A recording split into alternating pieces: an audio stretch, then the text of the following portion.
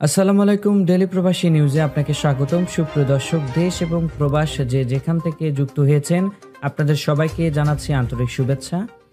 সুপ্রিয় দর্শক, আজকের খবরে আলোচনায় থাকছে উমরা শেষে দেশে না ফিরলে কঠোর শাস্তি দিবে সৌদি আরব। জানিয়ে দেব এই খবরটি সম্পর্কে বিস্তারিত সংবাদ। পুরো ভিডিওটি দেখে বিস্তারিত জেনে নেবার অনুরোধ থাকলো। হজ শুরুর আগে যারা উমরা পালন করতে গিয়েছেন তাদের ফিরে যাওয়ার জন্য সময়সীমা নির্ধারণ করে দিলেও সৌদি আরব উমরা হাজিদের জন্য 21শে মে পর্যন্ত ফিরে যাওয়ার সময় নির্ধারণ করে দিয়েছে দেশটির হজ ও উমরা মন্ত্রণালয়।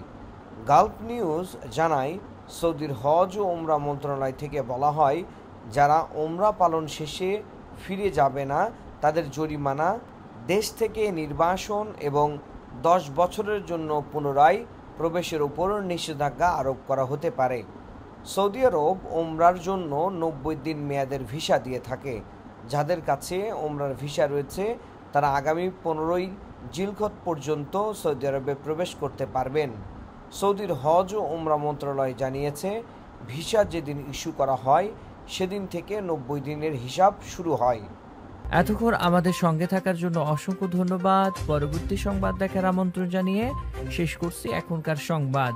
প্রতিদিন সৌদি আরবের গুরুত্বপূর্ণ খবর জানতে ডেলি প্রবাসী নিউজ ইউটিউব চ্যানেলটিকে সাবস্ক্রাইব করে পাশে থাকা বেল বাটনটি প্রেস করে দিন, যাতে করে সৌদির পরবর্তী কোনো খবর মিস না করেন।